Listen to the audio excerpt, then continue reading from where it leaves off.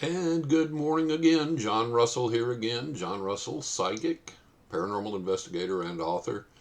And we're answering this next question now that I received from someone that wanted me to talk a little bit about the celebrity psychics that you see on TV, like John Edward and so on and so forth. So let's do that. They asked me if I thought any of these people were legitimate. And the answer for some is yes. John Edward, for example, I have followed and I've read some of his books. I watched his TV programs. And my wife and I actually have attended one of his public readings, his demonstrations. We actually went and sat in the audience.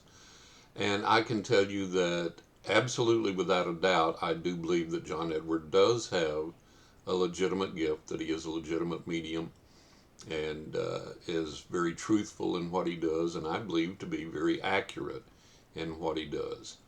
So, yes, Teresa Caputo, the Long Island medium. We've watched her shows, followed her, and we went to one of her in person demonstrations and sat in the audience. And I believe absolutely beyond any shadow of a doubt that she has a genuine gift, that she is authentic, and that her readings are absolutely real. I absolutely believe that. I met Uri Geller, the famous Israeli psychic, actor, TV personality. And if you read my second book, A Knock in the Attic, I discuss at length in there how I actually met him in person and subsequent interactions with him. And I believe Uri to absolutely be the genuine article, to be able to do what he says he does, to have a genuine psychic gift, and to possess genuine psychokinetic ability. And the CIA, he has a statement from the CIA on his website that the CIA says, yeah, we tested this guy and he can do what he says he claims. So there's some examples of the celebrity psychics that I absolutely do believe and know to be real. It's really funny. The the psychics that seem to make it really big. For one thing, I don't notice any ugly psychics out there. Do you? They're all pretty good looking. I mean, Uri Geller's handsome, John Edwards handsome, Therese Caputo's pretty, and I don't really see any ugly psychics out there. And here I am, this old toothless, worn out biker. You're probably not going to see me on TV anytime soon. So some of that is the luck of the draw in the looks department. They do take the pretty faces for TV. Now, lest you think that sour grapes from me or I've got an axe to grind, let me tell you this about being an author. I subscribe to many professional trade journals and have throughout the years, and one of the trade journals, it was either the Writer or Writer's Digest. They had a group of editors, publishers, and agents talking about the inside scoop on the publishing industry.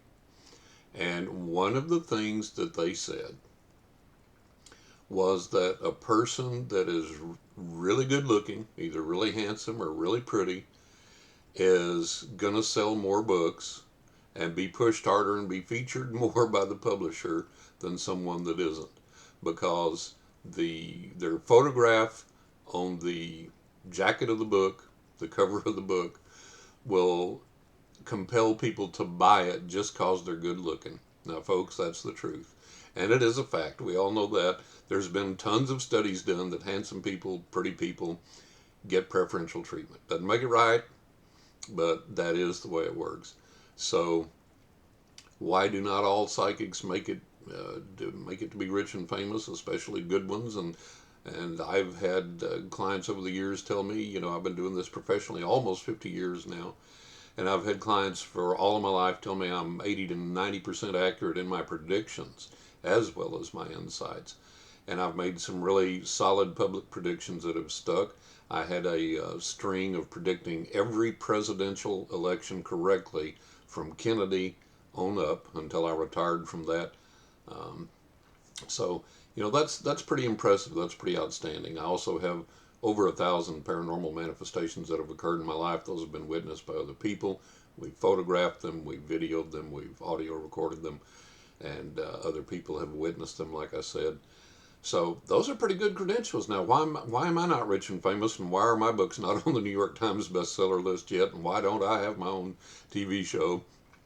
Well, I think looks have a lot to do with it. I think that one of the other factors that may come into play is that I am absolutely adamant about being obedient to the other side and the spiritual gifts that I've been given, respectful of that, and not doing anything that goes against that. Um, I wouldn't get on a show and act up or act out or act melodramatic for the sake of increasing viewership or anything like that. So that may have a little bit to do with it as well. And then, for whatever strange reason, and being a psychic, wouldn't I know this? Well, no, I'm not God and I don't know everything. For whatever strange reason, there's the luck of the draw. You know, some people make it and some people don't. I remember seeing Phil Donahue on TV being interviewed, and he talked about Oprah Winfrey. And he said, look, here we all are out there, talk show hosts. We're popular. We've been doing this game a long time. We have, you know, big name guests. And here comes Oprah and doesn't do anything really different than what we're doing and just blows past all of us and eclipses us all in fame and fortune and becomes this huge superstar. And why? You know, we're doing the same things. We've got the same gifts. We're doing the same things, and as she was in the beginning, when she came along, she was the Johnny Come Lately, and just boom, rose to superstardom. Why not us? Well, why indeed? That's the big question we ask. I remember also one of my favorite bands, Pearl Jam, and the lead singer there talking about, you know, he said, I see other bands out there that I think are as good as, or maybe even better than we are. And they fall by the wayside and don't get picked up, don't get signed, and don't make it. So why did we become rich and famous and they didn't? We don't know. That's one of the other things that maybe happens with these rich and famous celebrity psychics. Maybe there's some finger of fate out there, some bit of luck, some bit of good fortune or whatever that smiles on them and doesn't smile on the rest of us. Maybe they know how to work the system better or whatever. Who knows? But anyways, that's what's happened. So most of them, yes, are legitimate. There are many psychics on TV that are not, and there are many psychics that you'll encounter in life that are uh, not real, not legitimate. And here's an easy way to tell. If a psychic can continuously, constantly, reliably produce an effect, then they're a phony. Because the other side plays peekaboo with us in reality. We don't get the paranormal manifestations that we seek and desire all of the time. Start recording EVP, you'll find out what I mean. Conduct a seance, you'll see what I mean. Go UFO hunting, you'll see what I mean. You can't make an appointment with a UFO in spite of some people's claims that you can. So the other side is very fickle. The other side is very unpredictable. And there are marvelous physical manifestations I have observed that the other side has done. But it's not reliable, unfortunately, and that's the quest that we're all on, is how to make that connection better and to make it more reliable. So if you go and see a psychic and they produce some physical manifestation and they can do that physical manifestation every single time, that's a pretty good indication that they're a fraud or a phony. Okay, it's like the psychics that have a bowl of eggs sitting there and they tell you to pick an egg out of that bowl.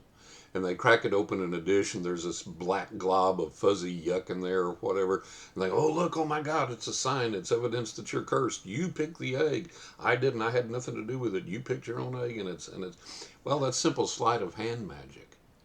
And anybody that's studied magic and knows how that's done, it's the simplest thing in the world. But to somebody that hasn't studied magic and doesn't know that it's sleight of hand magic, it looks to them like a legitimate paranormal miracle has occurred. Okay? So a lot of these phonies are good sleight of hand artists. They're good in sleight of hand magic, and that's all it is. So if anybody can consistently produce something, your friend comes, they're going to get the egg with the junk in it, so on and so forth. So if that constantly occurs, that's a pretty good indication that they're a phony, because the real thing doesn't show up like that on schedule. Another way you can can discern a phony psychic is if they tell you you're cursed, or they see sickness or illness around you, or there's evil or danger around you, and they can get rid of it for you. Okay? Now, there's been a lot of my clients over the years that I've had to rescue from these phonies. People have come to me that have spent thousands, tens of thousands, in some cases more, that, sorry, the car warranty people are wanting me, that have spent $10,000, tens of thousands of dollars, or even more in some cases. I had one that had spent somewhere in the neighborhood of $100,000 with these phony psychics. And they start off with, well, you seem like you're having bad luck today, or that you don't feel too good, your energy's a little down, or whatever. Well, you've described most of the planet on any given day. You get up and the hot water heater goes out, or the tire's flat, or you burn the toast, or you didn't sleep well, and now you're tired and loggy and groggy, and you're having a miserable day. That's an easy one. That's like predicting tornadoes in Texas this year, my old home state. Anybody that knows anything about Texas, you know that we're going to have tornadoes every year. So that's an easy prediction, that anybody's tired or that they're having problems or whatever. We all do. That's just normal life. But they utilize that. They capture that. Focus on that to capture your interest and attention, make you think they've got something. And then they tell you, okay, well, let's figure out what that is that's causing this tiredness or these problems or this run of bad luck, and stem that tide before it becomes a real run of bad luck, or before something really awful happens. And then they tell you they can fix that for a couple of $100 maybe. Okay, well, yeah, all right. Well, your run of luck doesn't get any better. And you go back to them, they say, oh, well, that's because I've done another reading on you here after you left, and the spirits show me that we're up against powerful physical, spiritual forces that you may not have been aware of. I wasn't aware of at the time, and the spirits have revealed this to me. And there's some really dangerous spirits out there that are after you, and I don't know why. I don't know if you've done something wrong, or if you've made somebody mad and they've cursed you or whatever. But man, this is serious, and we're going to have to control this. And so we can do that for $1,000, and it's not for me. We're going to make a buffet for the spirits. We're going to buy them food and drink as an offering, and we're going to beseech the good spirits to, get rid of the bad spirits. Well, okay, so you do that. And then they keep drawing that money out and drawing the excuse out and showing you that it gets worse and worse and more dangerous, and therefore we've got to have greater and greater spiritual help, and the spirits have to be appeased, and before you know it, you're into them for $10, $20, $30, $40, $50,000. Now you say, well, you have to be an idiot to do that. No. Why do you think they're called con artists? Con, short for confidence artists. Because they know how to read people, they know how to sell people, they know how to gain your confidence, they know how to manipulate you no matter who you are. And ironically, a lot of the time, the more intelligent you are, the smarter you are, the easier it is to con you. I had one person call me that became my client and was in to one of these phony psychics over $50,000. And they told me, they said, John, I said, I'm so embarrassed. I don't know how this could happen. I'm college educated. I have several degrees. I own my own business. But yet everything seemed so logical that they were telling me. And it seemed, if I looked at my life and comparison to what they said, that yes, that was what was happening, and so on. So just because you get conned doesn't mean you're a dummy, or that you deserve it, or that you're stupid. You can be very intelligent, very smart, and still get conned. There's a lot of people who do all the time.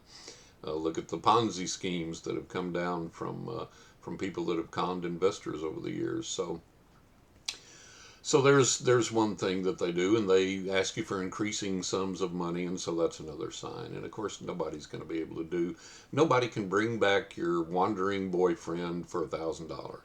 Nobody can cure your husband's gambling addiction for $5,000. Nobody can guarantee you're going to get the job you want for $10,000. It just doesn't happen. Okay, so don't believe in these phonies. Don't believe in these con artists. All right.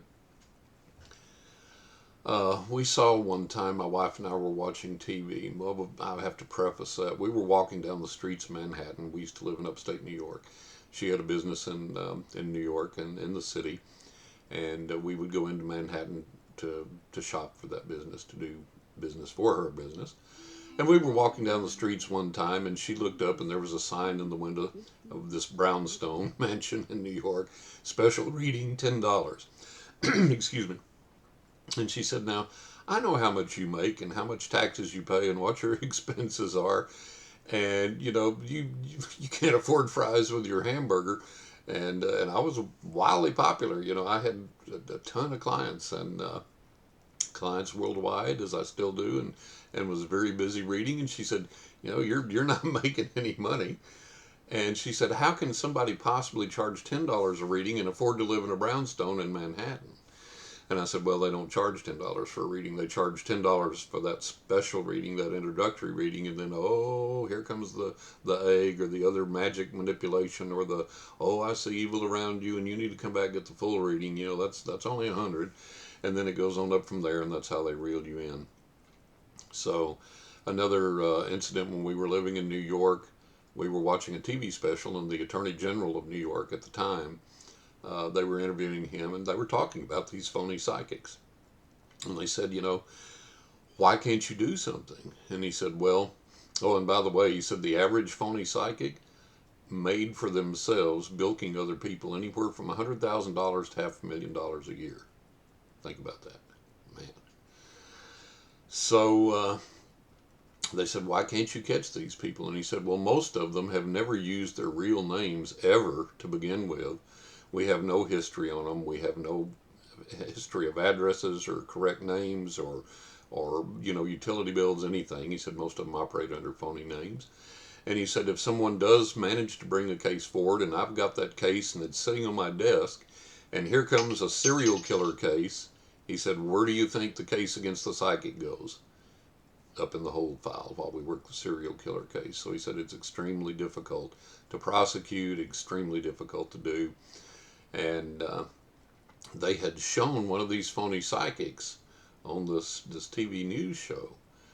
And after she was exposed, she knew she was exposed, and so she ran. She got out of New York City, or wherever she was. I believe she was in New York City. And so my wife and I had gone for a few days vacation to Atlantic City, drove over to Atlantic City, and we're walking the boardwalk, and lo and behold, who walks out of a little rental office space there on the boardwalk? Who walks out that door but this fake phony psychic that we had seen on this news program? And she had fled to Atlantic City, set up shop there, had her little special psychic reading $10 sign in the door there, and there she come walking out, looking up and down the boardwalk. Okay, who's my suckers here? And I was like, my God. So this stuff is out there. There's a lot of con artists, phonies, and frauds. Don't be afraid to ask psychics for recommendations or people they've talked to or somebody that can give you a testimonial. If you go to my website, you'll see valid testimonials from all the people I've been involved with in media over the years. You'll see several media testimonials from people that I've done radio with and podcast with and TV with and worked closely with over the years. You'll see over 80 of my clients' testimonials attesting to the validity of my readings. So if you can't validate somebody's credentials and their background and their history and get some testimonials and things from them, skip them. Don't mess with them, okay? So that's some of the ways that you can tell the phonies and stay away from them. Don't let them get their hooks into you. Now back to the famous TV psychics.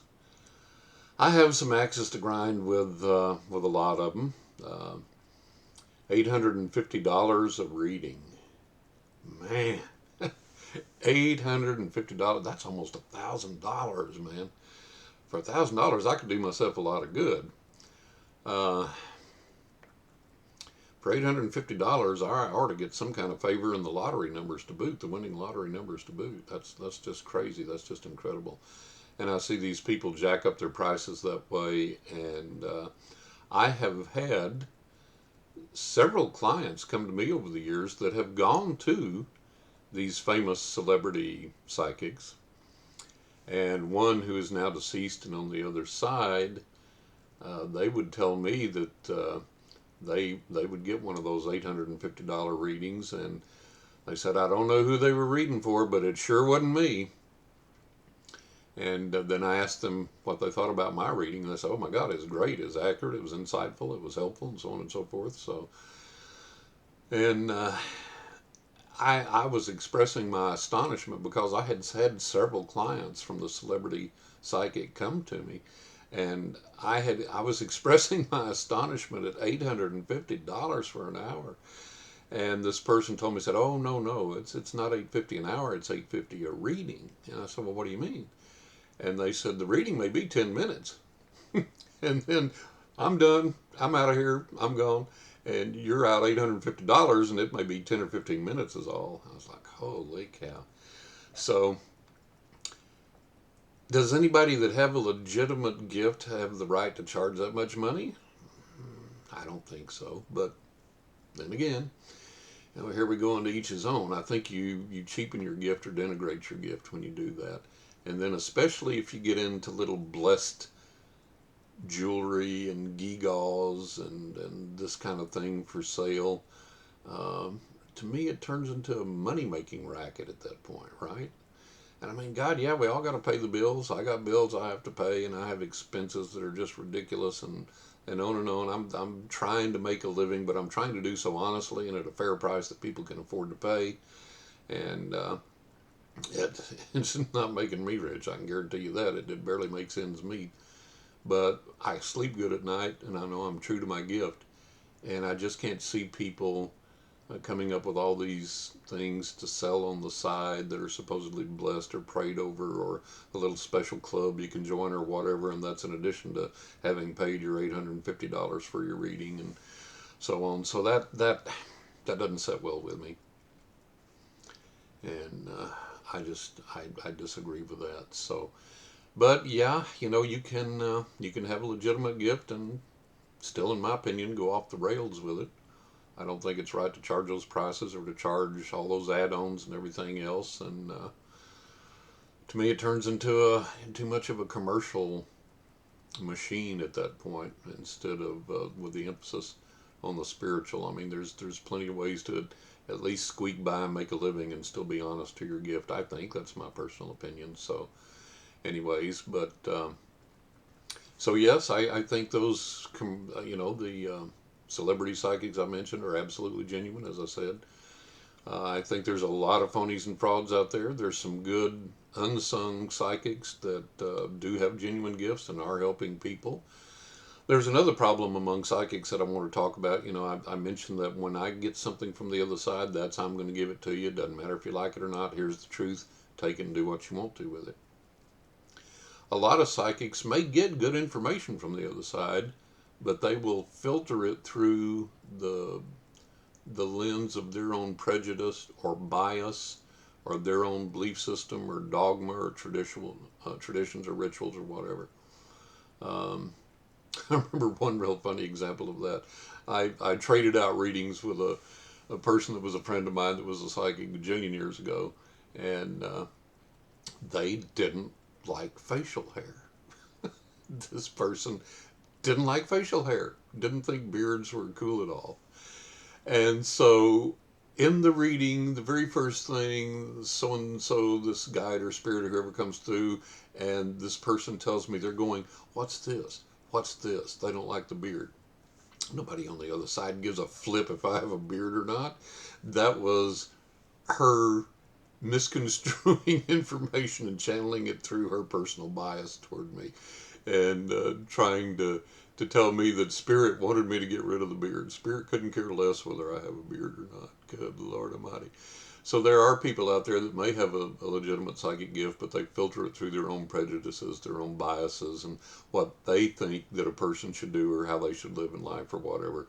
And so you always also have to take that into account. So there's a few ways there that you can tell then the real from the phony, and always feel free to write to me, johnrussellpsychic@hotmail.com. You can always ask a question if you have a question or an issue that I can help you out, can deal with as far as helping to differentiate or whatever. But this should give you a start, should give you enough information. So I hope you've enjoyed this, and I hope your day's going well. Hit the subscribe button if you would. Subscribe to my YouTube channel. I keep the videos coming, trying to about one a week. Um, check out my books if you would. I'd really appreciate you buying a copy of each. You can find out information at writingwithghosts.net. Ghosts is plural, writingwithghosts.net. That's my first book, came out in September of last year. My second book, just out in February of this year, is A Knock in the Attic. You can get that, more information about that at aknockintheattic.net. And there's links there to buy it: Amazon, Books A Million, Barnes & Noble, Walmart online, a lot of mom and pop stores, wherever you choose to pick one up. I'd appreciate it very much. And you're going to have fun reading these books. They're unlike anything in the realm of psychic and paranormal and supernatural that you've read. 100% true, all true stories, all my stories in both books. And I think you'll have some fun there. So pick those up. If you do want more information about me, johnrussell.net, and that'll give you all the information: my psychic history, my background, my credentials, my media testimonials, my clients' testimonials. There's over 80 there. And also how to schedule a reading for me, with me if you'd like to. And I hope you've enjoyed this. Hope you'll stay tuned and come back. And looking forward to talking with you again. God bless you. Thanks. Bye-bye.